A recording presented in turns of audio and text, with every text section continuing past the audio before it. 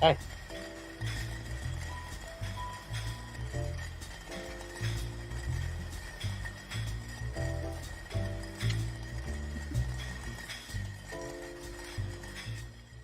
All right, let's watch that. Hey everybody, welcome What's to the up, Golf Dudes guys? podcast. Welcome to another. I'm Joe Calabro. That's Rich Capali. He tried to cut me off. He tried to be fancy and do the intro, but that's okay. Hope everyone's having a great Thursday night. Hope everyone's having a great week. Like I said, this is the Golf Dudes podcast. Rich, how are you doing today, buddy boy? Another butt whooping for you today on the golf course, courtesy of myself. Yeah, man, you're shooting in the mid 80s, and I'm shooting in the mid hundreds on the front nine. So, your game in 2020 has been extraordinary, and mine not so much. But yeah, thanks for having me out again. Wonderful day at Kirkbride once again. Yeah, well, I know you have to meet your Kirkbride quota for the year, so I'm trying to get you to a respectable number of rounds this year. So I think we still have hopefully one or two more, at least two or three more to go, probably. But hopefully we can get you to your quota for the year. But anyways, the fall has been it was a great day today. Very nice. Hopefully everybody get out and play today at some point. I know tomorrow's supposed to be really nice. I think the whole weekend is supposed to be nice. So hopefully you can get some of those final rounds in at your respective club, either it was Kirkbride with me, or Alpine, or Kings Crossing, or Triggs, wherever you want to play, wherever you play. Hopefully you can get some of those rounds in. So as we hit October here, believe it or not. A few things to get to today. Just a few local news tidbits of information for you, and then some PGA Tour talk. We'll recap the U.S. Open as that happened on Sunday night or Sunday evening, however you look at it. And then there's a tournament today that started today, so we'll have a little bit of a recap from that, and then I'll give some takeaways from the Paynes Valley Cup that took place on Tuesday, which was actually kind of fun to watch. So, and actually, it took some, you can kind of take some lessons out of it from some of their conversations as all the players were mic'd up. So that's kind of what we have today. Obviously, if you have comments or questions or whatever, we'll certainly get to them. Just comment on Facebook, and either Rich or I will read them. We'll let those fill up. And then we will get to them when they do. So first things first, we talked about earlier this week, the NAPGA Assistance Championship took place over at the Renaissance Golf Club in Massachusetts. And Newport Country Club's Dan Shepard finished 11th. And the tournament was a 2-day tournament. North Kingstown's Brian Owens finished in a tie for 12th with a score of 10 over par. In Newport, and Dan Shepard, I believe it was 9 over. I forgot to put that in my notes for some reason, so that was stupid of me. Anyway, so that happened this weekend as the NAPGA season winds down. The winner of that tournament was Sean Warren from Falmouth. He's having a big year. He was 9 under par for the tournament. So a 2-day tournament, 9 under par. Pretty impressive. And now he qualifies for the National Car Rental Assistant PGA Professional Championship in November at Port St. Lucie, Florida. That's a mouthful. Try saying that 5 times fast. National Car Rental Assistant PGA Professional Championship. Like, hello. So that is that. A good showing for the local guys. I know the NAPGA championship is coming up in like a month or two. It's not going to be in Rhode Island. I forgot offhand where it's going to be, but Rhode Island was not chosen as the host site, so that was too bad. But I believe it's going to be. Well, I don't want to say the wrong thing. I put where it's going to be. They announced where it was going to be, but remember it was originally supposed to be, I think, in New Hampshire, but it was moved because of COVID regulations, and they announced the new site And it's not in Rhode Island, so that was too bad. But I know NABJ has done a lot in Rhode Island this year. I think we even talked about it early on in the show's history. The first, I think, 3 out of the first 4 tournaments over in Rhode Island, so including one at Kirkbride, so which we went live from. So that was pretty good. So that's the NAPGA rundown.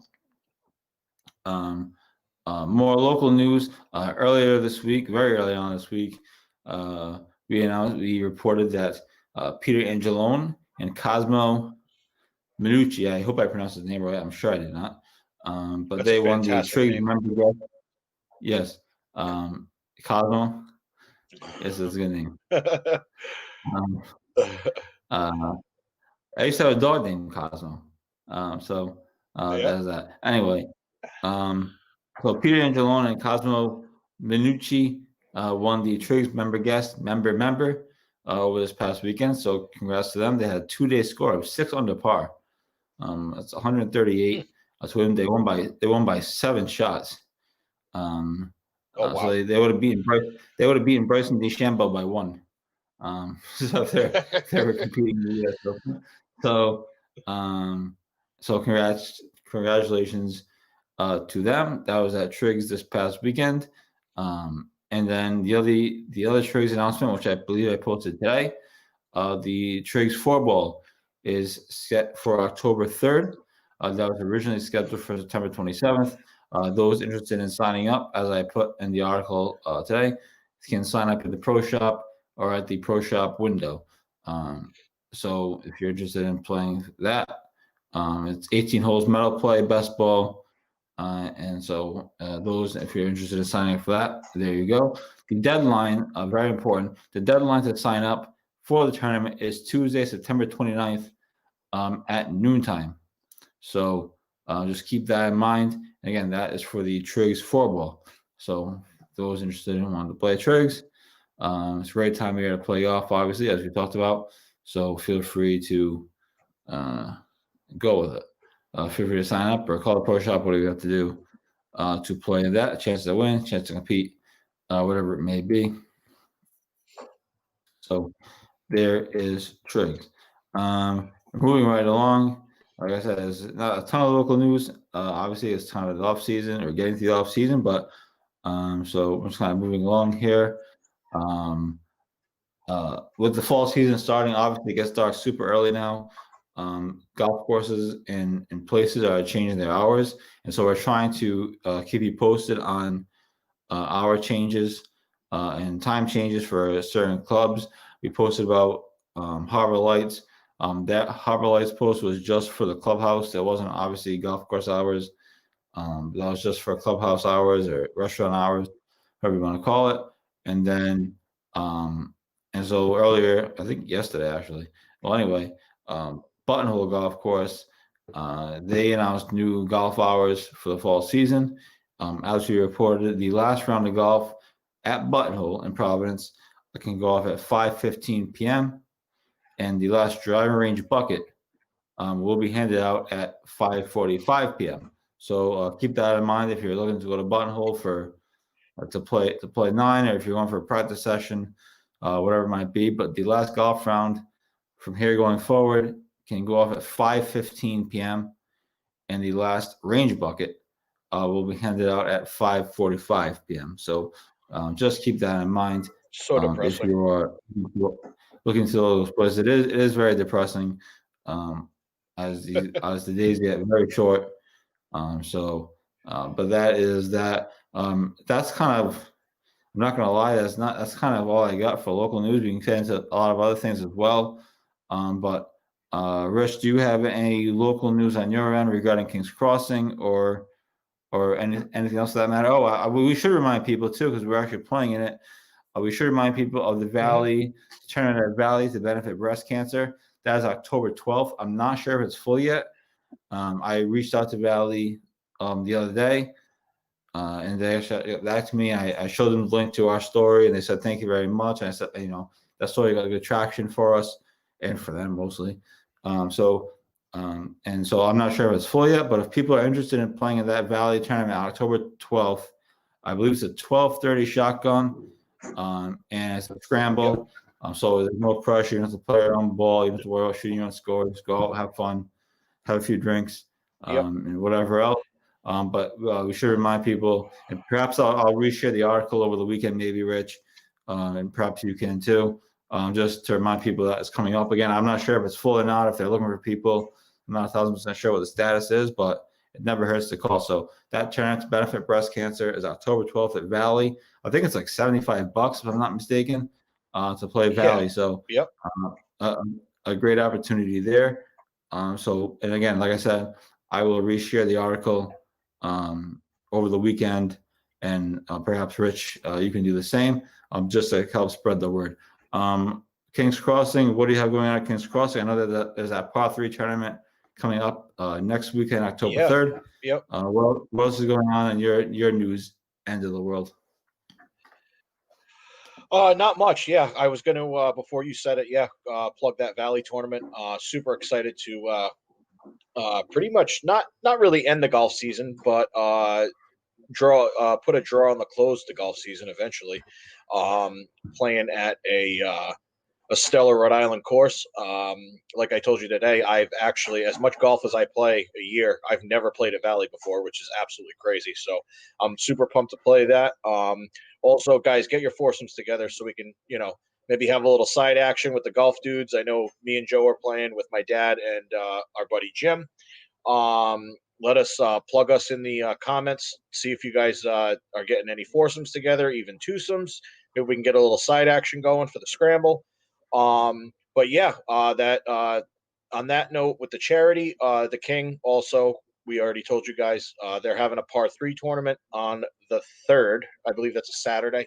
There's a whole, I can't even remember how much they're benefiting, what charities they're benefiting. It's crazy. They're doing a whole bunch of stuff. I was told that there's money holes there. I was told there was a car that was involved. I don't know to what extent, but yeah, we got some good charity events coming up, and just basically some regular Sunday ball for going forward till we get that dreaded snow. Yeah, I believe we're gonna have Peter Walsh, who's been taking a couple of weeks break. Obviously the season's winding down, so I figured give him a little break. He's been so good to us over the first few months here. So, but he's gonna write a preview for us this week. I have to actually remind him to make sure. And so he's gonna have a preview of that. Isn't it Dana Farber? Isn't it? It might be Dana Farber. Wrong. Yeah. I don't want to say that. I thought it was Dana. I thought it was a big hospital or something. At least one big hospital. And I thought it was Dana Farber, but I could be wrong. So I don't want to say the wrong thing. But anyway, so some charity tournaments coming up, both at King's Crossing to get involved in, and at Valley. Like Rich said, the golf dudes are playing in the Valley tournament. So I don't know where you guys are going to be, but we're going to be competing. Baby. Let's go. We're playing for a title. We only play for a minimum of $100 a hole. But oh, jeez. All right. If you guys have the money, but anyway, in all seriousness, that's going on October 12th. So we're playing that, and we'll do some coverage of it as well as we play. And in all seriousness, hang on one second, Joe. Yeah. If you guys do get some groups together and you guys want to do side matches and stuff like that, we're gonna flush it all to the charity that we're playing for at Valley. So get your foursomes together. We'll maybe do a little side action. We'll throw it towards the charity that they're contributing the golf tournament to, and we'll have some fun. It's on Columbus Day, so make sure you guys don't have to work and everything like that, and get those foursomes or twosomes together, and we can get some good golf going on that holiday. Yeah, for sure. And like you said, it's Columbus Day, but it's not 12:30, so you can always go into the office in the morning or work from home in the morning, bang some stuff out real quick, get ahead on your work. Do your virtual meetings through Zoom or whatever app you use, and and then get out to the golf course and play us in our foursome. We'll do a foursome versus foursome match. Scramble. You can do obviously cards. We'll match cards or whatever and see what happens. But certainly, if people want to do that, and perhaps I'll even put it on the website if people are, or I'll put an announcement on the website if people are doing it, and maybe we'll partner with Valley, see if they can kind of do it, help us out with it. So we'll certainly do something like that. And so yeah, so that's coming up October 12th. The King's Crossing thing is October 3rd. So back-to-back weeks of great charity golf matches. I know there's a few other scattered tournaments coming up. I know Kirkbray's doing a member, not this weekend, but next weekend. So we'll do some coverage of that. Kirkbray did beat Alpine in the Ryder Cup this past weekend. We had great coverage of that.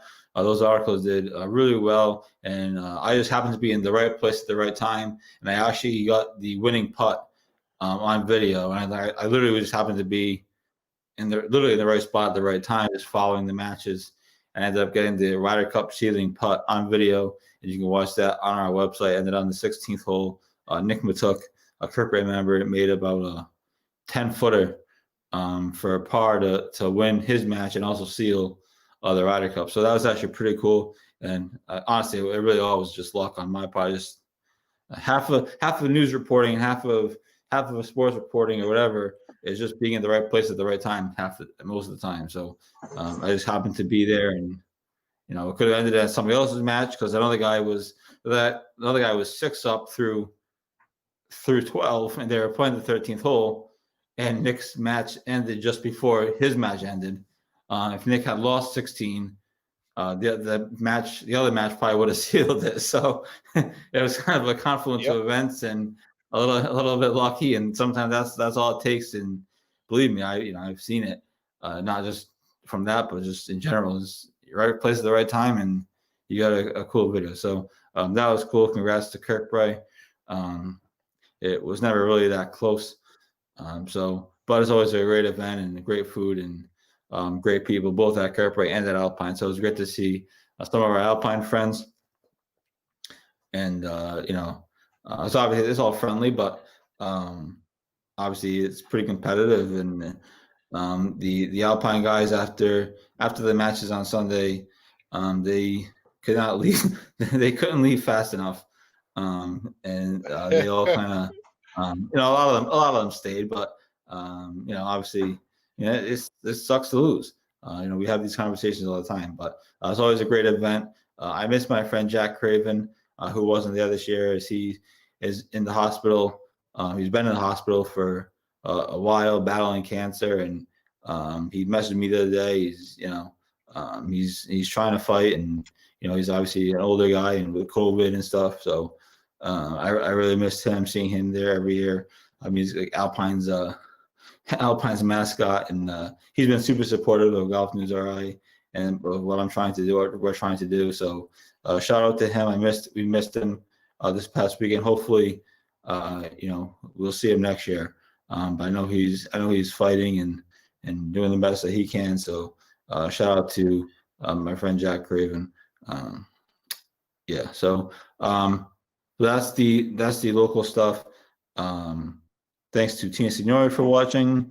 Rick, I'm assuming that she's in the other room, so hello to her in the other room. Mother, thank you for watching. She's watching live from Kirkbray. Hopefully she has like 7 other people watching with her. And Rick Capali, I don't know who that is. But Rick, thank you for watching, and look forward to seeing you at Valley as you're gonna play with the golf dudes and the tournament. Yeah, let me do a quick shout out real quick, Joe. Oh yeah, go ahead. Yeah, I noticed my good friend Kayla Martineau's watching. I want to give them a quick shout out. Her and my best friend Greg Maw, they recently got engaged last weekend up in New Hampshire. I want to give them a big congratulations shout out, and thank you for watching. Also, Kristen Marie, thank you for watching. And obviously Tina, she's making dinner in the other room. And obviously Mama Calabro having some patio drinks at Kirkbray. Yep. She's just drinking water. I'm sure. Anyway. But by the way, what's for dinner? Can I come over? I'm just kidding. Oh, we got some good stuff, man. We got some taco salad, some chicken. Oh yeah, it's good. It's a good deal. All right, all right. So everybody that's watching now is invited to Rich's house for dinner tonight. He lives at no, no, I'm kidding. uh, But yeah, uh, the golf dudes. So the golf dudes now talk engagements, dinner plans, yeah, and little shout other out. things. We're branching out. We're branching out. Yeah, That's some of the local stuff. And like I said, the season's kind of winding down, and I know we're starting to do our golf dudes show. We're going to take really just as a website, just in general, but certainly golf dudes as well. Probably after the Masters, we're probably going to take a couple of weeks off just to regroup. We have some ideas to revamp both the show and the website, and sort of retool and get ready for the next season. But like I said, we're starting to do a show as many times as we can, and perhaps we'll do a show right after the Masters just to kind of recap. And obviously, we'll still be posting content on the site. It just won't be as consistent as it has been because we're going to be revamping the site, and we have a cool new layout that we're going to unveil, which I'm really excited about. Way more dynamic. It's going to have like a little bit of like a video wall thing that you can kind of scroll through. It's going to be really cool. So we're excited for that. But just keep in mind, and we'll remind you, and I'm going to put an announcement on the website probably after the Masters for sure. We're definitely covering the Masters, and but after the Masters, we're going to probably take a couple weeks and revamp and everything like that. So again, that doesn't mean we're not doing anything. We're not going to be around. We're not going to pop up with a Facebook Live for fun. But we're going to be revamping. So we're both excited for that as we get ready to make a big leap for next summer. So that is the local stuff. look at that. I'm already getting. Thank you for watching. I'm already getting. I'm already getting requests for information for that Valley thing. So we're reaching people, baby. Let's go.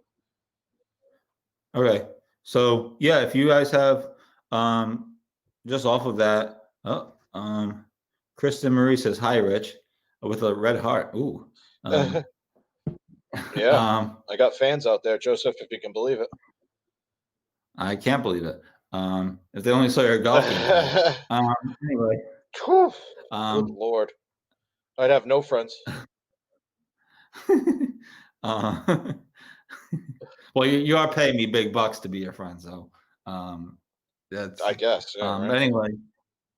But anyway, real quick, just because you brought it back up, yeah. If you guys are interested in playing, certainly you can reach out to us and we can put you in contact with the right people. The contact really is just Valley. I think the contact information is on their Facebook page. It might be on might be on our website as well. I think I put the email on the website. I didn't put the phone number. I'm always. I know I shared the official Valley advertisement too. So.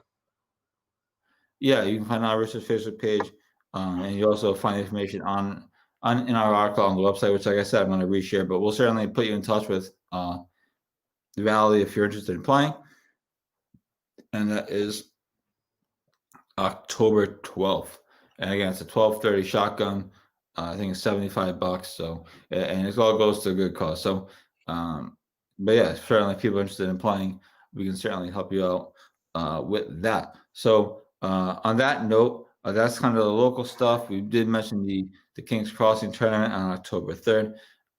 And so we'll have some coverage of that as well. Peter's going to write a preview article coming up this week.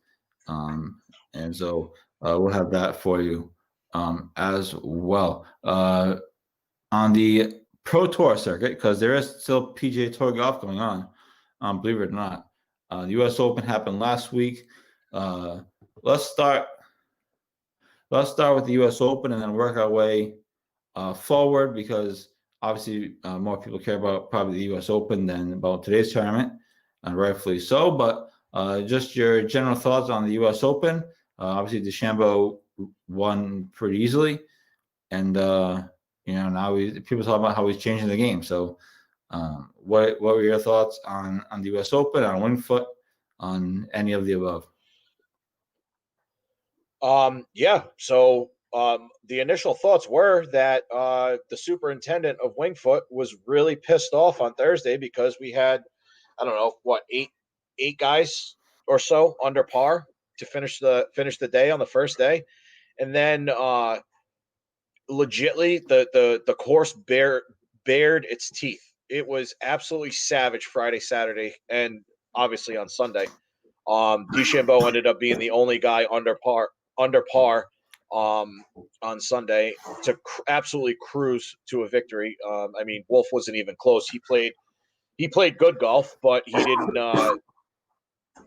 didn't overpower the field like Bryson did. I mean, even Rory, I think, made a comment. I think it was after the round, after everything was said and done. It's like, you're not supposed to win a U.S. Open like that. He legit put all the U.S. Open, what a U.S. Open's supposed to be, he put that in the trash. He didn't hit many fairways, but he was so far down that it really didn't matter. He was putting the ball like 30, 40 yards ahead of the guys, and he was just muscling wedges, 9-irons up into the greens, and it just wasn't it by Sunday. It just wasn't even the course couldn't even hold up. It was just an absolutely dominant performance. As much teeth as Wingfoot had, the narrow fairways, the deep rough, it was no match for him. Congratulations to him.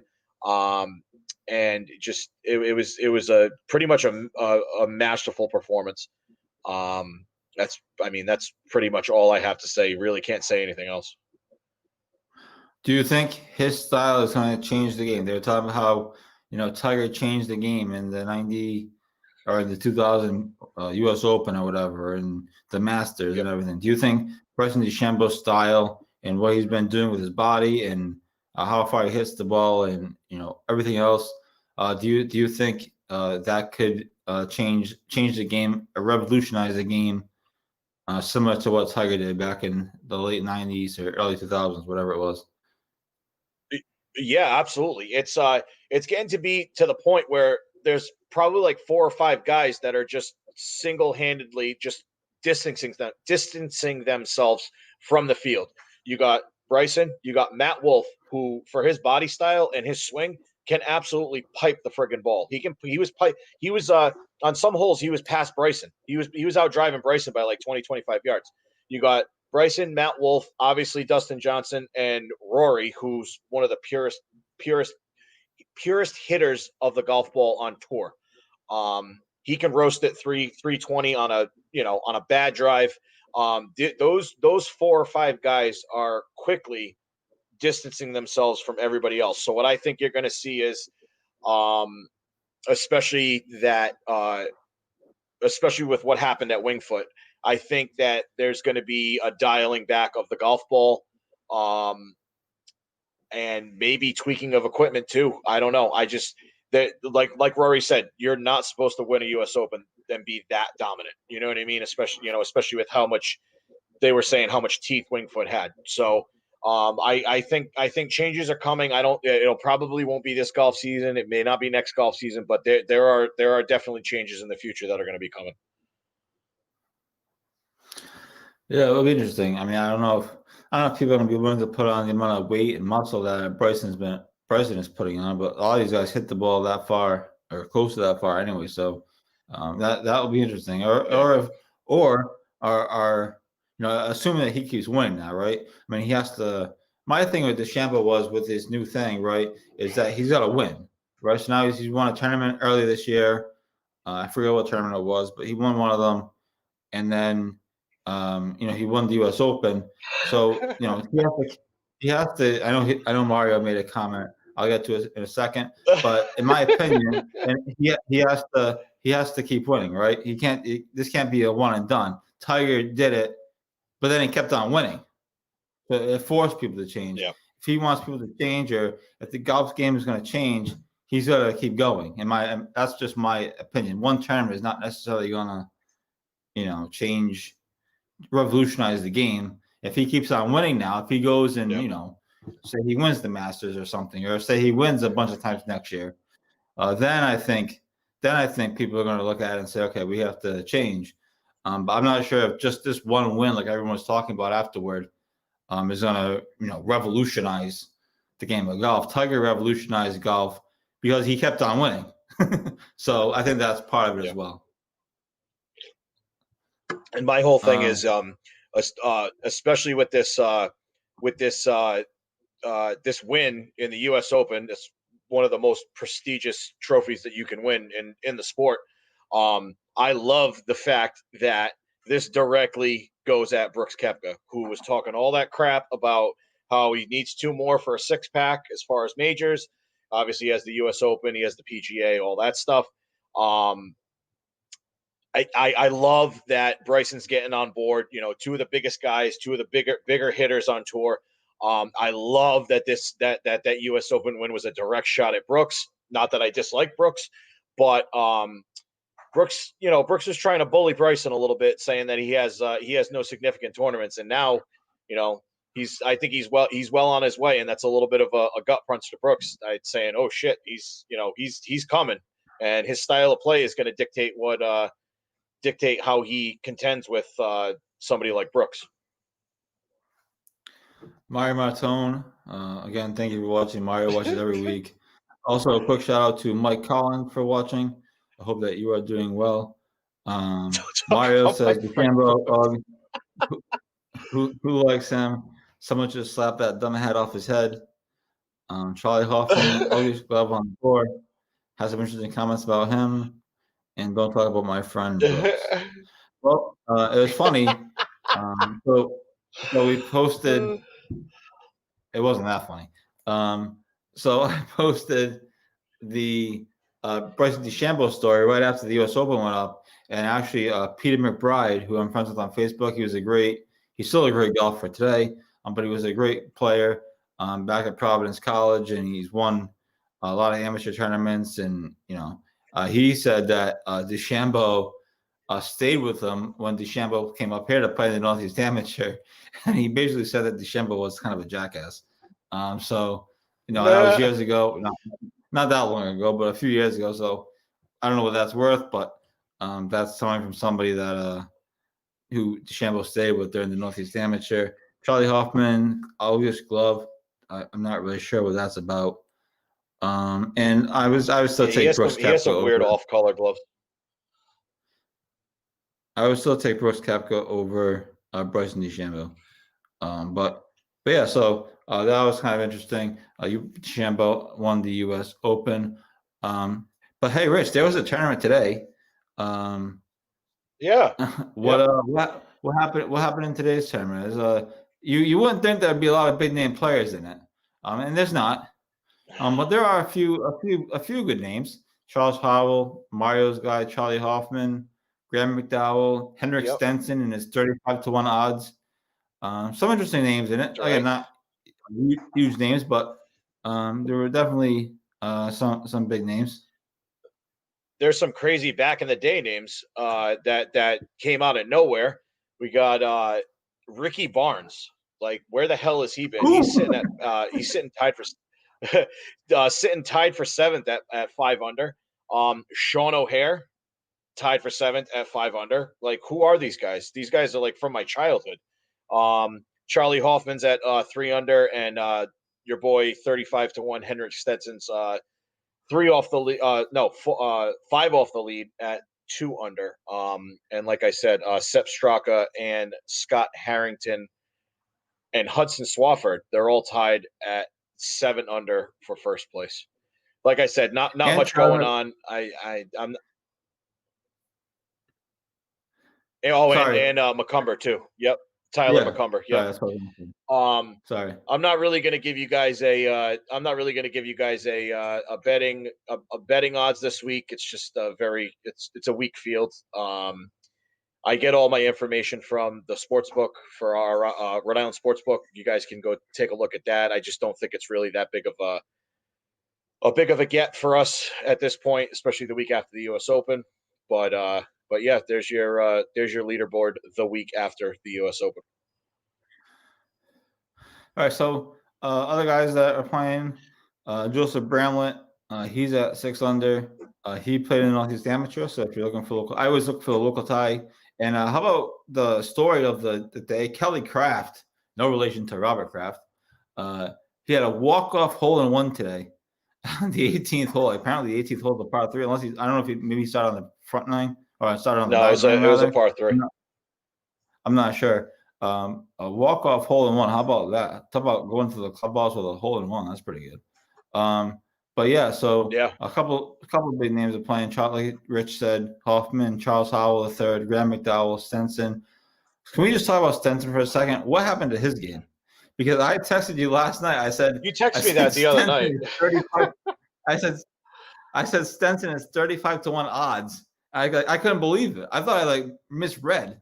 I read it like 5 times, and I was like, Yeah, it's 35 to 1. I had to happened actually Henrik go on the Stenson? app to try and call you a liar because I didn't believe it. Henrik Stenson, the king of three woods, is 35 to 1. I actually had to open up my app and sign into my app to actually see that you weren't like going crazy. Yeah, I don't know. I honestly don't know what I don't know what happened to him. I mean, he was contending with Phil at the Open. It just seems like last year. I mean, obviously it wasn't last year, but it seems like it. Yeah, I honestly don't know what happened. Kind of a bit of a fall off for. I mean, he was always like a top 10 player in the world. Yeah, I mean that's crazy. I mean, it's not like he's 35 to 1 odds to win like the Masters. He's 35 to 1 odds to win like a minor league tournament, which was the amazing part of the whole thing. Yeah, the tournament the week after the U.S. Open. Like, come on. I don't mean to crap on Henrik Stenson. I actually like Henrik Stenson, but I mean I don't know. I just couldn't believe it was 35 to 1 odds to win a tournament in Punta Cana of all places. But anyway, with no one really playing. But I mean, golf is a confidence thing, and maybe just you look at Jordan Spieth, and I'm not saying Henrik Stenson is where Jordan Spieth is, but he was on top of the world, and then all of a sudden, a couple of bad swings or a couple of bad tournaments, and all of a sudden he's lost or whatever. So, and again, I'm not comparing Henrik Stenson to Jordan Spieth, but that's the game of golf. That's kind of what happens, unfortunately. Mario Martone says the best USA I ever watched was with Ricky Barnes. Okay, congratulations.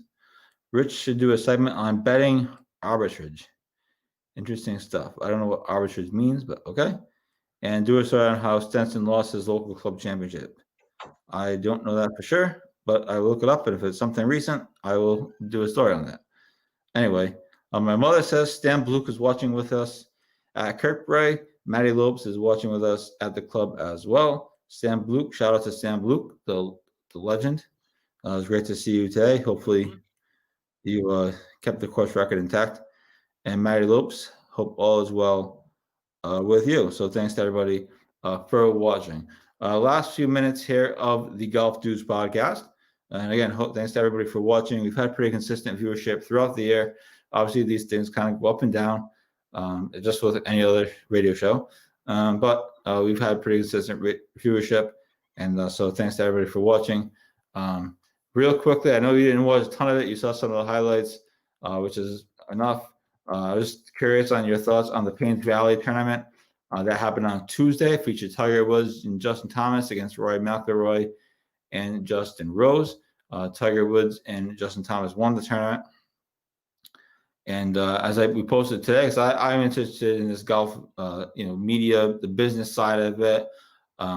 According to the Golf Channel PR, the Paynes Valley Cup averaged 330,000 viewers per minute. And it was the most watched Tuesday telecast on Golf Channel since the 2011 Tavistock Cup. Coverage peaked between 7:15 and 7:30 when the players were on the 19th hole. During that time, 491,000 people tuned in. So pretty successful event, both for the players, for Paynes Valley, and for the Golf Channel. I thought it was really interesting. I watched most of it. I missed a few minutes of it around 5 o'clock, but I watched most of it. I thought it was really interesting. I thought the chatter back and forth was really interesting. And the course, Paynes Valley over in the Ozarks. Obviously, everyone knows what the Ozarks are now because of the show on Netflix, but that's where they were. I thought it was really interesting. I thought the chatter was fun. And I thought the course looked amazing. Yeah, I didn't get to catch any of it. I saw a lot of the highlights on Twitter.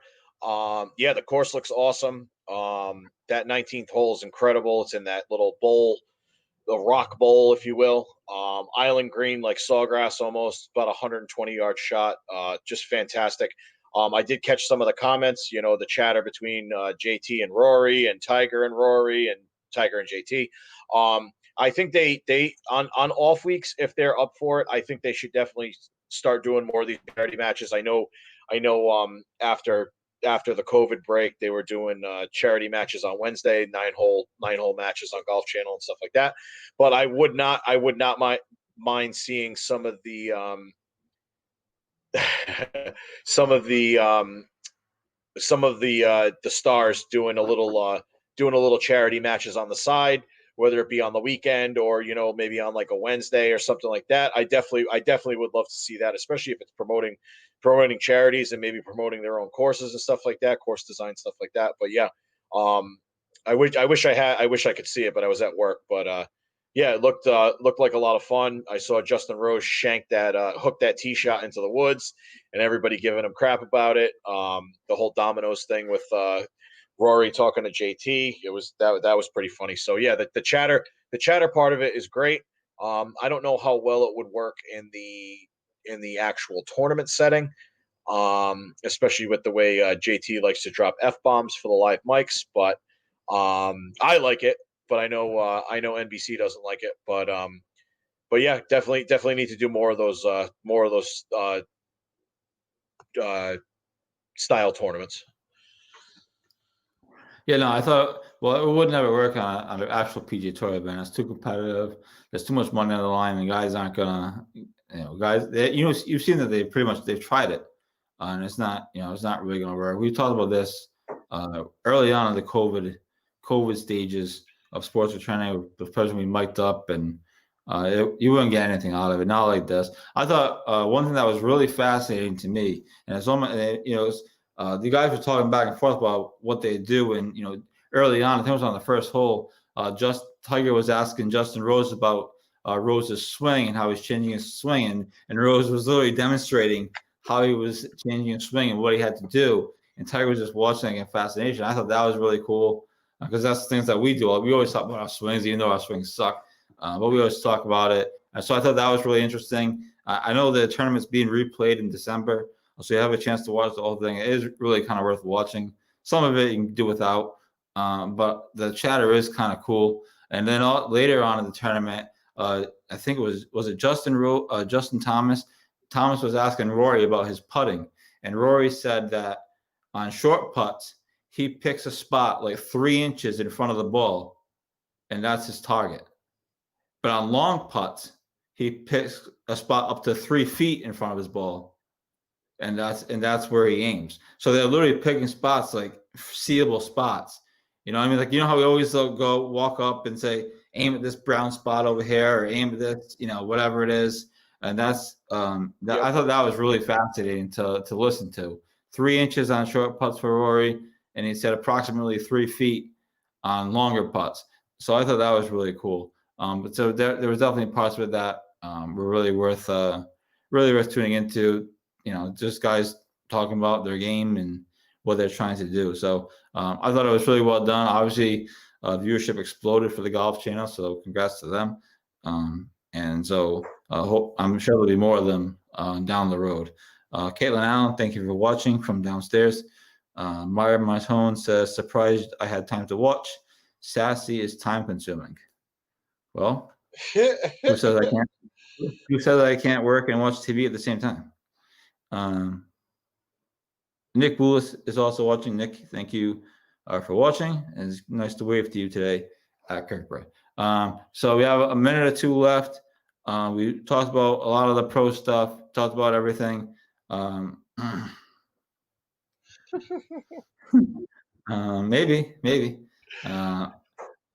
I think I know the owners. So perhaps I don't want to mix the two ventures, but perhaps down the road we have talked about potentially doing something to combine kind of both. So I'll leave it at that. But Rich, any last thoughts as we wrap up here? We've covered the Valley thing. I don't know if you want to push the Valley thing one more time or anything like that, but it's go time. So any last thoughts from you, sir?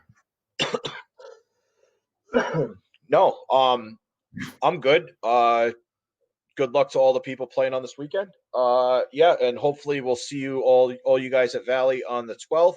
Also, don't forget about the par 3 challenge at King's Crossing. That is on the 3rd.